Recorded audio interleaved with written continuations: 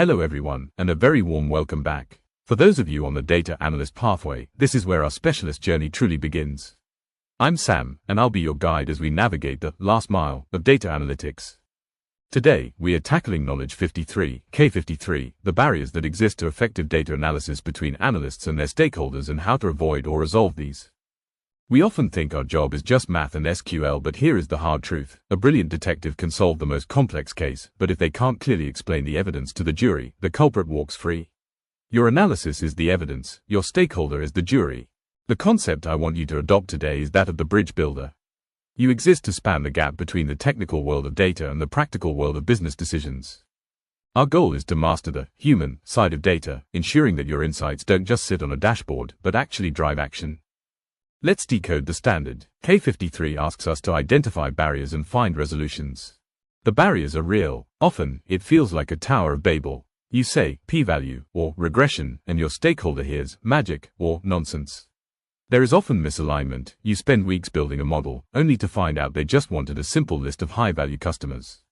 And there is the issue of trust. If they don't understand where the data came from, they won't believe the result. Your resolutions are the bridge. You must become a translator, turning technical jargon into business value. You must use briefings to agree on the destination before you start the journey. And you must offer transparency, showing you're working so they feel safe crossing the bridge with you. How do we prevent barriers before they start? We use Toolkit 1, the pre-analysis briefing. The biggest barrier is misalignment, spending weeks solving the wrong problem. To fix this, you must conduct a briefing interview before you write a single line of SQL. Ask about the context. Why do they need this now? Define the constraints. Do they need it by Friday? Is the data sensitive? Agree on the deliverables. Do they want a live dashboard they can play with, or a static PDF for a board meeting? And most importantly, define the success criteria. What specific question are we trying to answer? If you skip this step, you are building a bridge to nowhere. Once you have the analysis, how do you deliver it without confusing them? We use Toolkit 2, the what, so what, now what framework. This helps you structure your communication. Start with the what. These are the undeniable facts. Customer churn increased by 5% last month. Move to the so what. This is the impact. This translates to a potential revenue loss of $10,000 per month if the trend continues. This grabs their attention. End with the now what. This is the recommendation. Therefore, I recommend we launch a targeted retention campaign for this specific user segment. By using this framework, you guide the stakeholder from raw numbers to a clear business decision. Why do stakeholders ignore data? Often, it's a lack of trust. To resolve this, we use Toolkit 3, the 3 pillars of trust. First, transparency. Be open about your sources and your confidence levels. If there are gaps in the data, say so. Don't hide the black box. Second, consistency. If active user meant one thing last month, it must mean the same thing this month. Changing definitions destroys trust. Third, empathy. Put yourself in their shoes. If your data shows their department is failing, they will be defensive. Present the data as a tool to help them improve, not a weapon to beat them with.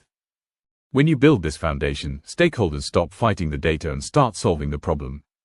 Sometimes, your data brings bad news. It contradicts the stakeholders' gut feeling. This creates conflict. Here is how to handle that conversation. Step 1. Validate. Don't dismiss them. Say, I understand that these findings are surprising and contradict what we expected.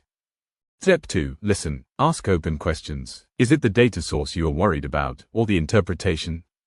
Step 3. Reframe. Stop it from being my analysis versus your belief. Reframe it as our shared goal. We both want the campaign to succeed, right? Step 4. Collaborate. Work together. What extra evidence would help us feel confident in this conclusion? Your goal isn't to win the debate, it's to find a shared path forward. How does this apply to you as a data analyst? Imagine a marketing manager asks for all the data on customer behavior. That is a classic barrier, scope creep and lack of focus. You apply K53 by using the pre-analysis briefing. You ask, if I give you all the data, what one decision will you make? They might say, I want to know who to email. Suddenly, you don't need all the data. You just need a list of churn risk users. You have used K53 to turn a massive, vague task into a specific, valuable one. When you present it, you use the so what technique to show exactly why this list matters. Here is how you can apply K53 tomorrow. Action 1. The briefing. Before you start your next ticket, ask 3 questions. Who is this for? What decision will it drive? When is the hard deadline? Write the answers down.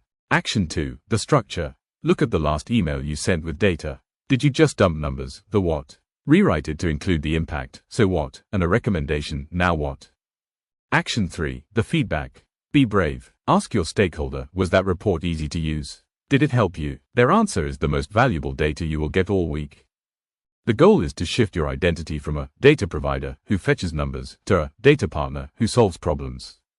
For your portfolio, use the STAR method. This is your communication story. Situation: I identified that a key stakeholder was ignoring our weekly reports because they found them too technical and hard to read. Task: I needed to present new, critical findings on sales performance in a way that would actually drive a strategic decision. Action: I conducted a short pre-analysis briefing to understand exactly what metrics they cared about.